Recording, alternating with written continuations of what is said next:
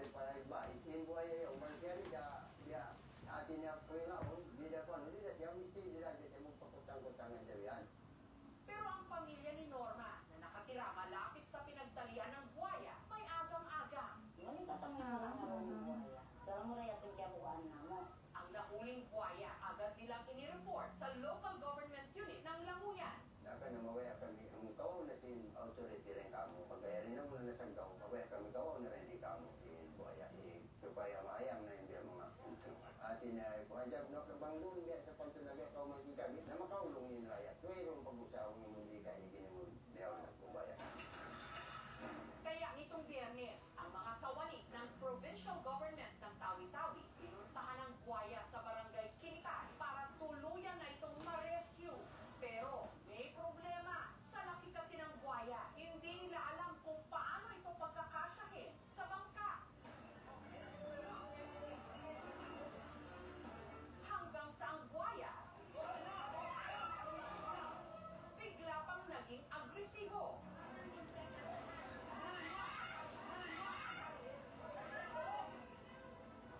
Gaano ba talaga kalaki ang buhayang ito? Ito na nga ba ang papalit sa trono ni Lolo?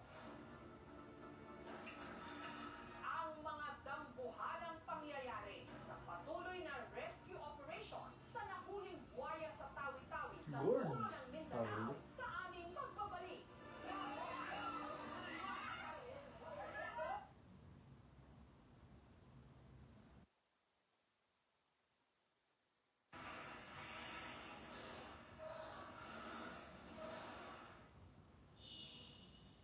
Luz Mindanao, tutok na.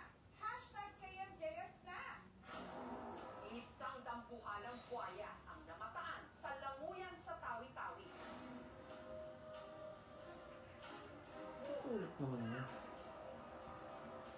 Matapos ang Lamuyan maaksyong sa pagdamos MBS. ng mga residente sa buhaya, ang problema nila ngayon kung paano naman ito ma-turn over sa mga otoridad. Dapat na mawaya kami, ang kawaw natin authority rin kamo, pagkaya rin naman na sa kawaw, mawaya kami kawaw na rin di kamo, buhaya. Supaya maayang na hindi mga atin na kuhanjab na kabangdun niya sa pagtunagay kaw magkigamit na makaulong yung rayat. Mayroong pag-usawang yung mundi ka, hindi mo diyaw na kubaya. Kaya nitong Biyernes, ang mga kawani ng provincial government ng Tawi-Tawi dumayo sa barangay Kinitan para i-rescue na ang buhaya.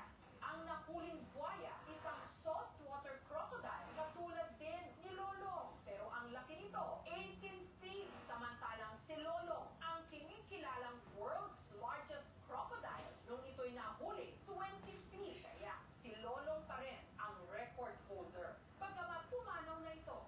Crocodile na to na nakita natin, hindi na masyadong maganda yung katawan. I think hindi siya nakakuha ng pagkain na mas maayos sa panahon ng kanyang paglalakbay. Kaya kung makikita natin yung likod niya, medyo nakalabas yung buko. Maaaring ang buhayang ito ay nagpapahinga na at aalis din siya dahil ang isda ngayon ay walang magandang tirahan para sa kanya. Kung yan po ay mapapatunayan natin at masusukat natin ng tama at naayon dito sa ating record at siya po ay lampas 18 feet at ang banggit ko yata ay aabot pa siya ng 19 feet. Siya po ang pinakamalaking buhaya na makikita sa buong ito, nasa captivity.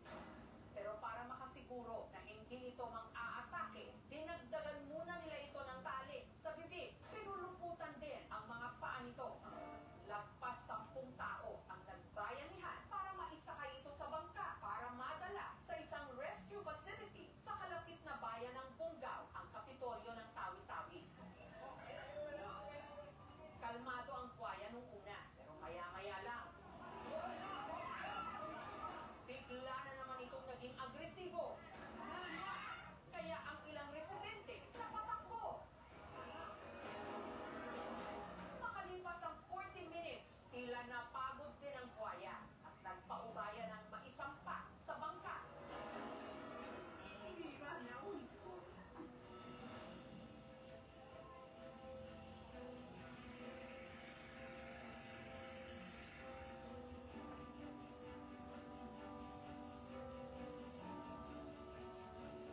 Dahil sa banta na posibleng may maligaw pang buhaya sa kanilang isla, ang mga residente ng barangay Kinitan may panawagan. Mag-dear sila biya, siminalang mong biya din yung buhay din yung pagkasin yung pagkasin buhaya. Ang mga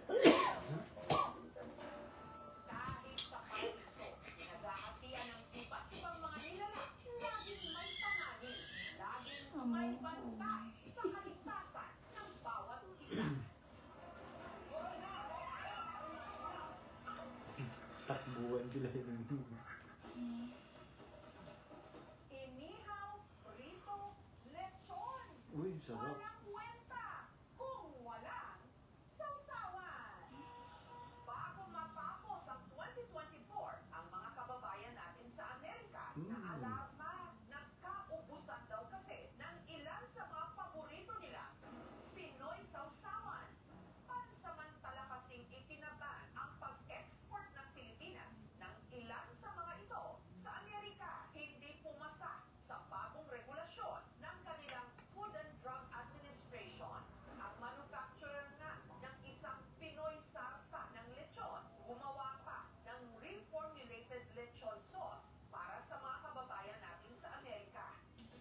Para magtuloy-tuloy ang one pusawang sausawan. Dahil ika nga, sausawan is life. At ang magandang balita, marami rin tayong mga kababayan na nang dahil sa sausawan, umunlad na ang kanilang mga buhay. Ang bagoong na paboritong i-partner sa kare-kare dito sa Tanza, Cavite. Hindi lang ibinote, nilagyan pa ng iba-ibang toppings. Bagnet, sisig, tapa, pati na buffalo wings. Yung totoo, sausawan pa ba ang mga ito? O ulam na may konting sausawan? Kung maabot ito. O ginamit Ikaw. ang alamang sa Ano yan? asin. Para yung lansa Kung matalino ka o yan. matanggal din yung excess po na katas niya.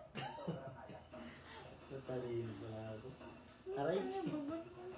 Buo mo nga eh. Ako nga din ako. No. At saka ito pinakuluan sa suka. Kalukuhan siya. Pagka naluto siya, wala na po siya lansa. Inisa. Ano yan? Hinaluan ng asukal at mga sikretong pampalasa. Hindi kayo yung bagoong? Sausawan eh. Ito po yung bagnet na gagamitin natin, pang toppings natin sa bagoong. Bali siya yung Ay, pinaka magiging flavor na ginagawa natin bagoong. I-prito naman po natin siya. Kasawakan ko ito na yun.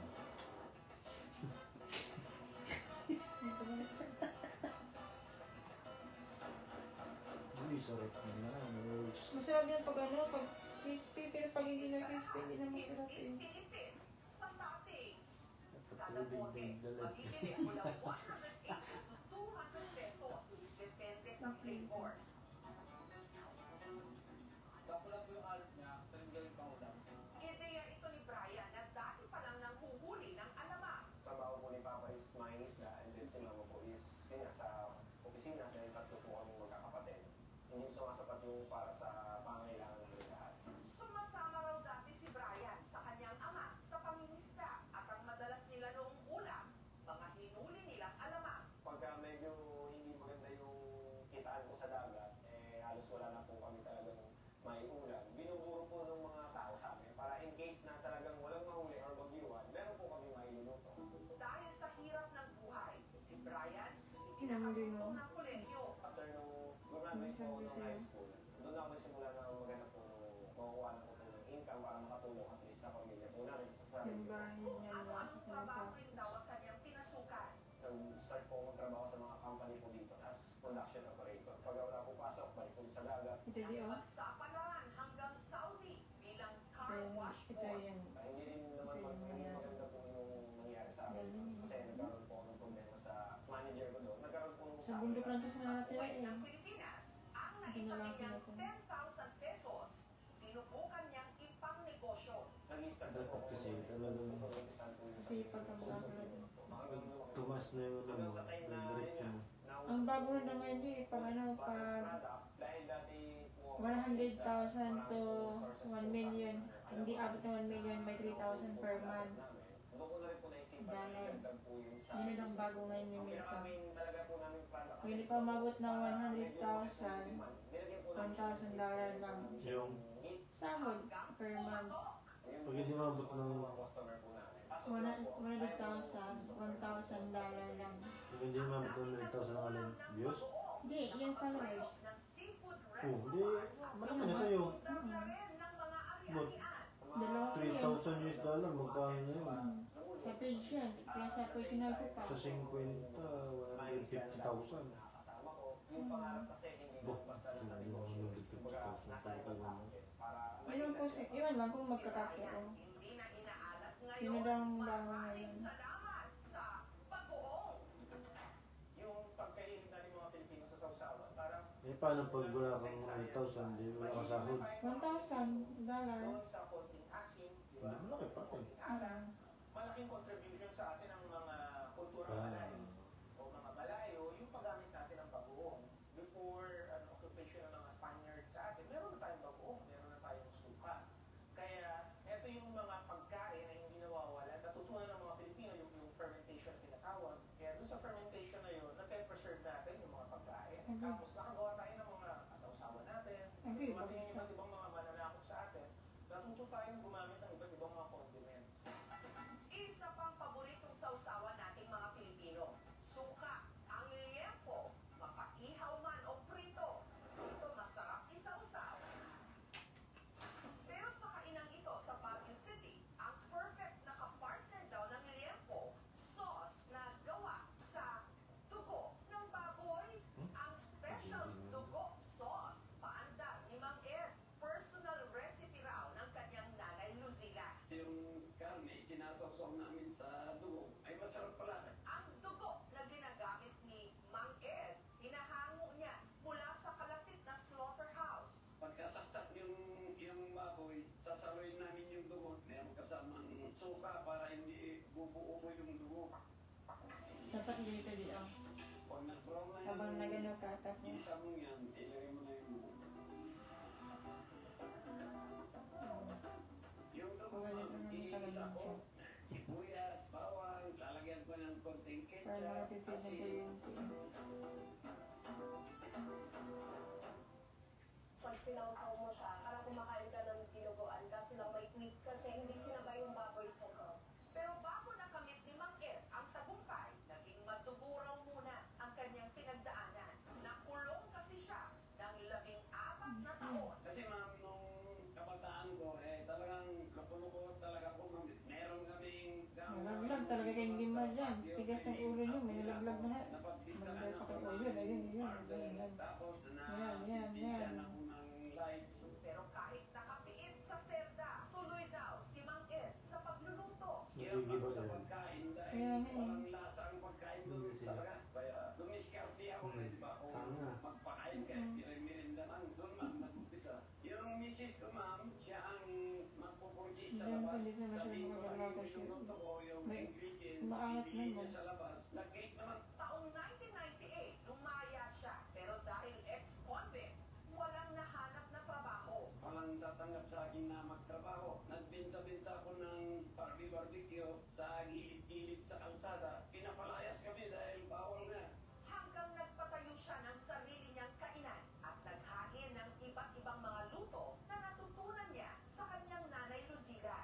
Kabilang na nga ang dugo sauce na Nagkaroon kapartner ng AIDS. ng liempo. Sa biyaya ng Diyos, pinalaki namin ito. Yung mga katabi namin na pwesto, hindi naman nila ginagamit. Bininta sa amin hanggang sa lumaki ito. Naging third floor. Ang kanyang negosyo, lumago. Nung nag-branch yung mga anak ko, naging 8 branches yan. Nakikitira lang ako sa kapatid ko doon dahil sa biyaya ng Grabe ka Panginoon. kaming baby. Nagkaroon ako ng Tinapon tatlong bahay ng sa kayo mga pamilya. anak ko. Nagkaroon din sila ng tig-iisang sasakyan, ma'am.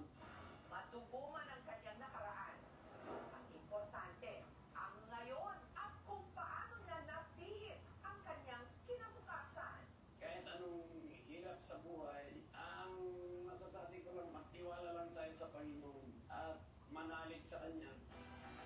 Aminin, tayong mga Pinoy, mahilig makisawsaw sa ating pakikisawsaw sa mga kwento-kwento Eh, sa kadiri. kapulutan Diri ka dyan, ng ganyan talaga mga anak ko talaga.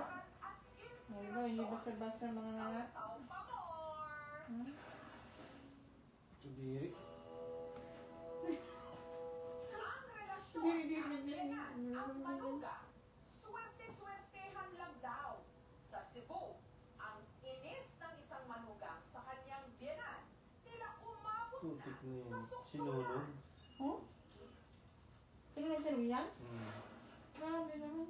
Natural lang daw na ang mga biyanan may hindi pagkakaunawaan sa kanilang mga manugang. Pero sukdulan naman ang nangyari kamakailan sa Carcar City sa Cebu. Marisibo ang mga balita eh. Saya eh. Kung saan ang isang lalaki sa galit sa kanyang biyanan, buhay niya ito sinilaban. Bakit ko mamimiti? Naku mo yung binatay niya. Ganon na lang ba katindi ang kanilang alitan? Ay, grabe. Ang biktima, ang 84 anyos na si Lola Lolita, ina ni Jose, misis ni Ben. Naglalaba lang daw ang matanda nung biglang dumating ang manugang nitong si Ben at ang kanyang apo na anak ni Ben na si Landon. Mga Eh, kasama yung anak niya? tunay na pangalan. Hindi ko alam. Nag-amoy sa Negros. Ang isa sa mga nakasaksi sa pangyayari, si Helen na anak ni Lola Lolita at hipag ni Ben. Pumunta po siya doon sa likod kasi si Mama nandun yung naglaba. Nag-usap sila ni Mama. Alam ko na alam nyo kung nasa ang asawa ko. Si Ben, pilit daw na hinahanap sa kanyang biyanan ang misis nitong si Jose. Hindi ko alam kung nasa ang asawa mo. At ang pangyayari, ipinarecord pa raw ni Ben sa kanyang anak na si Landon. At ito ang mga aktual na nakunan ng kamera. Pero wag ikas ibang sa sesma. Wala ko bawal. Pero wag kayo diyan.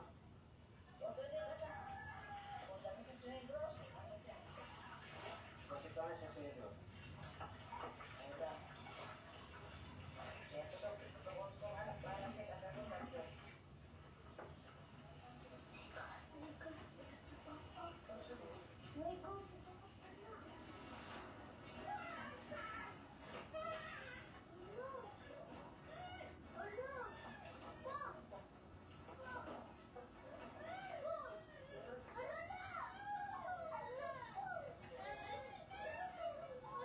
Bigla lang sumigaw si Mama.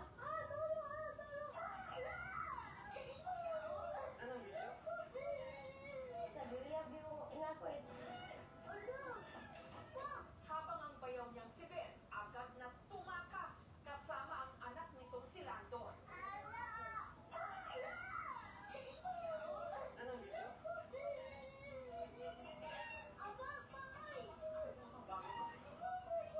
Hindi ko maniwala yung anak niya eh.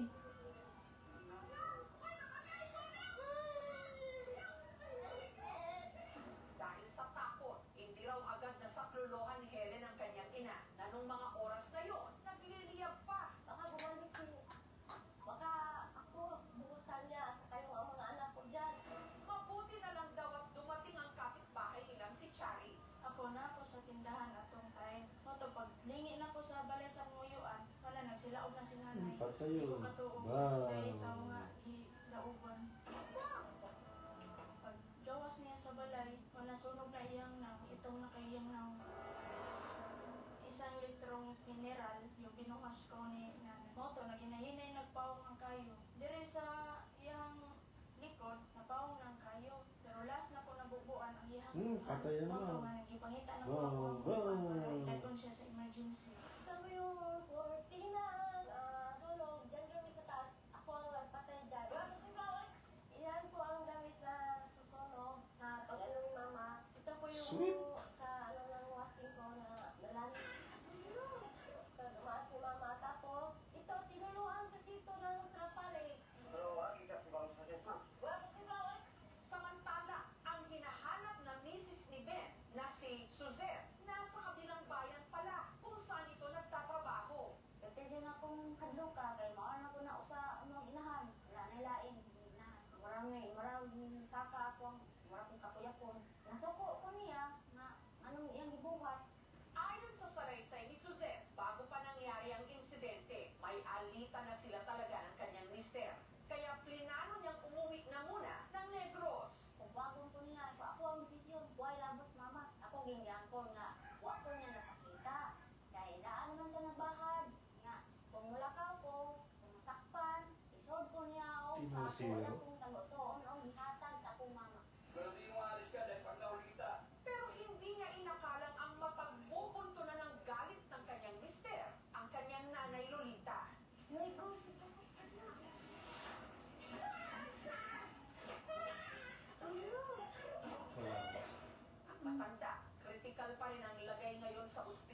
Hindi pa nakakapagsalita matapos magpango ng 43% superficial thickness burn sa mukha, ulo, likod, dibdib, at tuhod.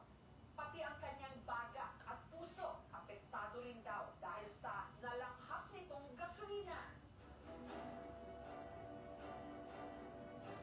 Severe ang kanyang condition. Ang classification kasi natin for burn injuries ay kung gano'ng kalawak kung inabot ng burn.